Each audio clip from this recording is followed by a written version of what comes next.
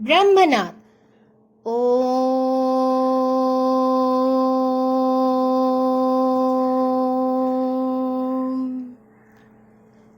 Om.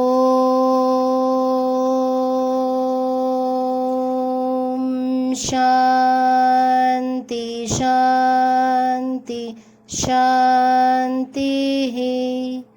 Swastha.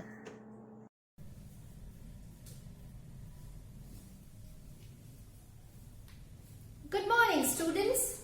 Let's get to Unit 2 of the Inchcape rock.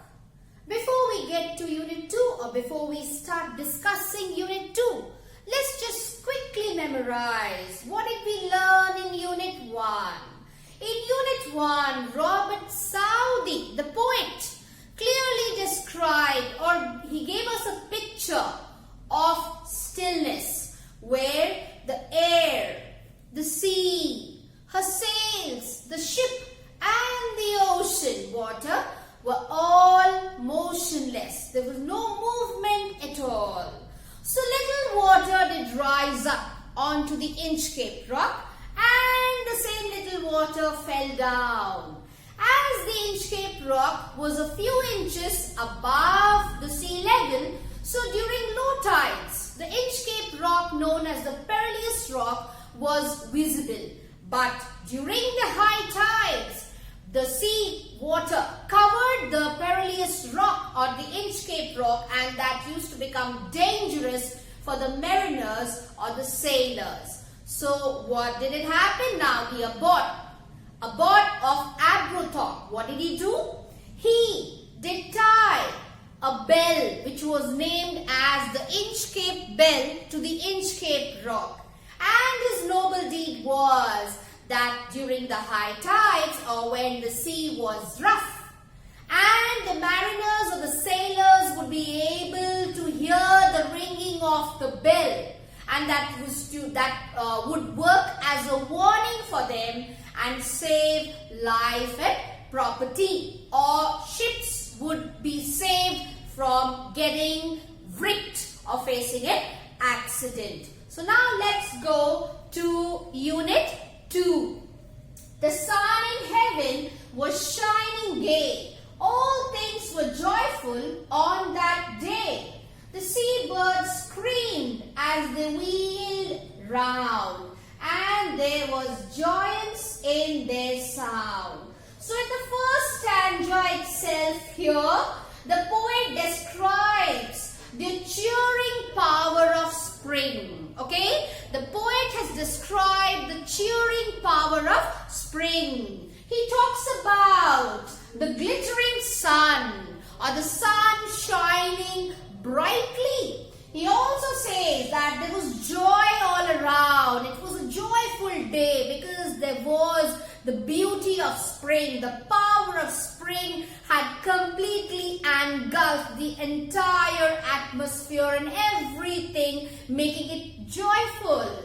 The seabirds screamed as they wheeled around, or here seabirds scream. Scream means making a loud high cry or sounds, various sounds, a variety of sounds. So various sounds and loud high cry was made by the seabirds as the seabirds were enjoying the power of spring and wheeled round. Wheel here means flying round and round. Okay, flying round and round is called wheel, and there was joyance in this sound.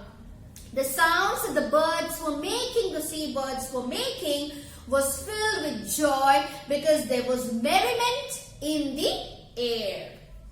So the buoy of the Inchcape bell was seen, a darker speck on the ocean green.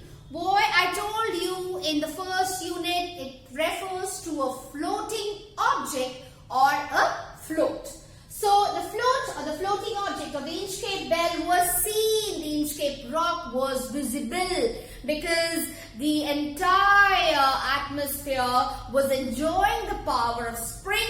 There was no motion at all. Everything was still. The birds were enjoying and making merriful sounds. They were enjoying the spring, and the sun was also shining or glittering brightly. Okay, and so a darker speck on the ocean green.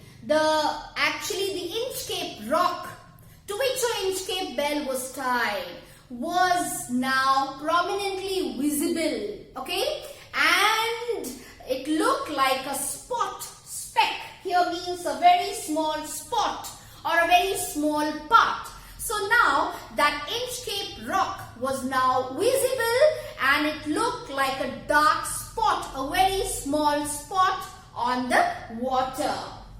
Sir Ralph the rover walked his deck, and he fixed his eyes on the darker speck. So Sir Ralph the rover, a wicked person, a sea pirate who plundered the ships, okay? A sea pirate or a wicked person. He now, deck here refers to floor of a ship. Deck means floor of a ship. So Sir Ralph the rover, now he was on the floor of the ship, and as it was a powerful time of spring, the beauty of spring had completely spread everywhere. The sun was glittering or shining brightly. The seabirds were making various sounds, and they were loud cry. They were all going round and round. The entire air was filled with merriment. And so in that, what happened? Here, the Inchcape rock to which an Inchcape bell was tied, that was completely visible, and that looked like a dark spot or a dark part. Okay, the Inchcape rock. And here what happened? Sir Ralph the rover, he was now on the floor of a ship or the deck, and his eyes got fixed. He looked constantly to the Inchcape rock, or his eyes fixed onto the Inchcape rock. He felt the cheering power of spring. It made him whistle, it made him sing.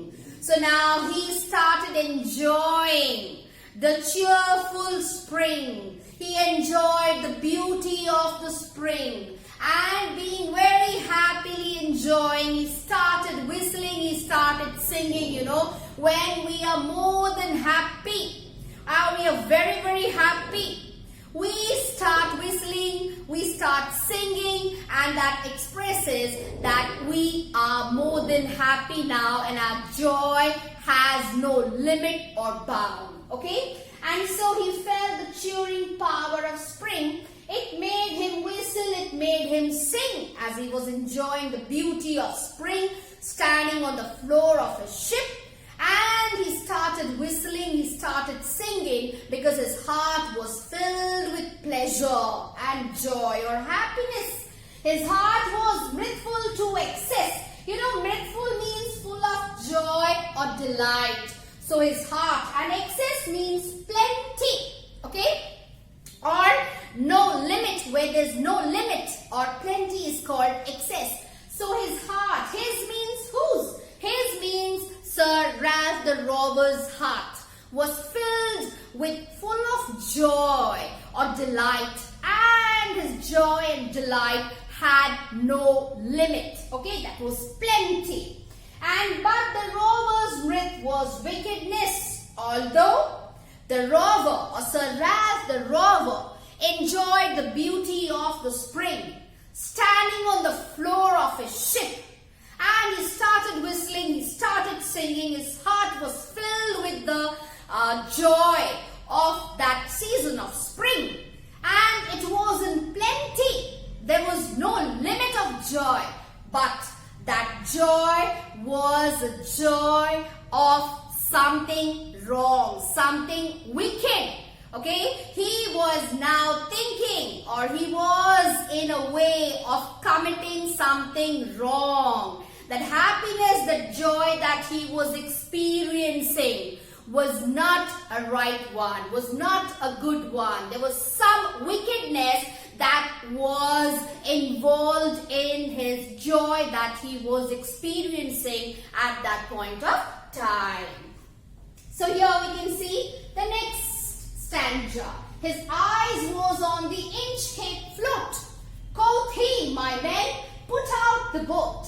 So his eyes were completely fixed, or he was completely having a fixed look at the Inchcape float or the Inchcape rock, which was now prominently visible.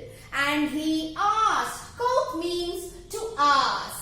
He asked, or he said. Here quote means said, or he asked, or he said. Okay, he said. What did he say? My men. My men here refers to the mariners or the sailors. He told to his sailors, the mariners, put out the boat, okay, and row me to the Inchcape rock. Put out here means to make the boat ready. In big ships, you know, because he couldn't take the ship closer to the Inchcape float or the Inchcape rock, and then how would he bend down from there and do what he wanted? Because he was planning something wicked, as we saw here, that but the rover's breath was wickedness. Although he was very happy, he was experiencing joy, and his joy had no limit. But that joy was filled with some kind of wicked deed. Some wrong work was going on in his mind. He was now going to do something wicked. And so he asked, his complete eyes was fixed on the Inchcape rock. He asked his men, he said, quoth Q-U-O-T-H, quoth means said. So he said to his mariners, he said, come on, put out, means get the boats ready. In big ships, what happens? They have lifeboats, or boats are also there. Sometimes when there's a damage, there's an urgency, people are being vacated, or they are being asked, or the boats are lowered down from the ships and people escape. Okay? That's how they save their life. So he asked to put out the boat, means get the boat ready, and row me to the Inchcape rock to take me. So he said to his sailors, to his mariners, take up, get the boat ready and take me to the Inchcape rock, and I will plague the abode of Agrothok. So plague means damage or cause pain. So he wanted to go. He means who? Sir Ralph the rover. He asked his men, he said to his men, come on, get the boats ready and take me close to the Inchcape rock, because I want to cause pain. I want to plague the abode of Agrothok. And why did he want to? Who's abode of Agrothok? Abode is actually that particular person. I did tell you that he had actually tied the Inchcape bell. He had done a good deed of tying the Inchcape bell onto the Inchcape rock, so that people, life could be saved and ships would be saved from wrecking. So there, what did he do? He wanted to cause, Sir Ralph the rover wanted to cause pain, wanted to really damage that, and so he wanted to cause pain to the abode of Agrothok, as he had done a noble deed, and he used to get the blessings of the mariners and sailors. He wanted to pause that, he wanted to stop that, and the boat is lowered. The boatmen row, and to the Inchcape rock they go. So what happens here? The boatmen, they lowered the boat and they started rowing, moving the boat ahead, and to the Inchcape rock they go. Now they started proceeding towards the Inchcape rock. Sir Ralph bent over from the boat. So he couldn't sit on the boat. How would he cut? He was planning something now. He wanted to cut the Inchcape bell, and he wanted to cause pain to the abode so that people wouldn't bless him anymore. And that bell was actually causing him lot of difficulty. Why? Because he was a pirate. He used to plunder the ships that used to get wrecked by the Inchcape rock. He used to plunder the ships that used to get brick by the Inchcape rock. And so he wanted to cause pain to the boat. And so he bent over from the boat and he cut the bell from the Inchcape float. So what did he do? Now he cut the Inchcape bell from the Inchcape rock. Down sunk the bell with a gurgling sound. Here you can refer this, okay? A gurgling sound can be like the bell sunk beneath the tide, causing a low sound, gurgling sound, causing a low sound. So the bell, it sunk beneath the tide, causing a low sound. The bubbles rose and burst around, past tense of rise. So bubbles, they rose on the water, and that burst here means to get mixed. Clear? Burst means to get mixed. So it got mixed around. And quoth Sir Ralph, the next who comes to the rock. Quoth means said. Who said? Sir Ralph the rover said that the next who comes to the rock, who gets closer to the rock again, what would they do? Won't bless the abode of Abrobotha, because during the high tides, the bell used to act as a warning for the mariners or the sailors, and they used to make out that the Inchcape float or the dangerous, perilous rock or the Inchcape rock is nearby, and they used to save their ship, life and property.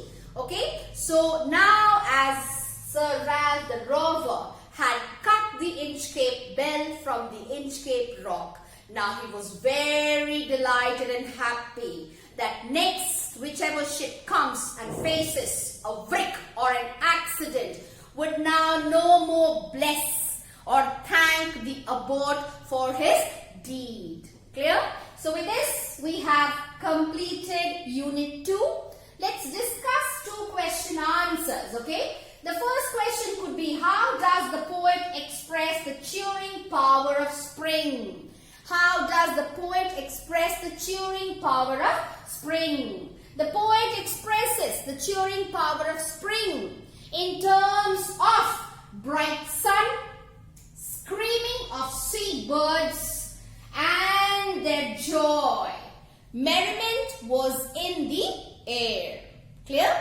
The second question could be, what act of wickedness did he do, or did Sir Ralph the rover do? Sir Ralph the rover, he did commit a wickedness of cutting the Inchcape bell from the Inchcape float or the Inchcape rock, which was tied by the abode of Abrobotha. Clear? So with this, we have completed Unit 2. We will go to the last unit of this poem, The Inchcape Rock by Robert Southey, in our next class. Thank you.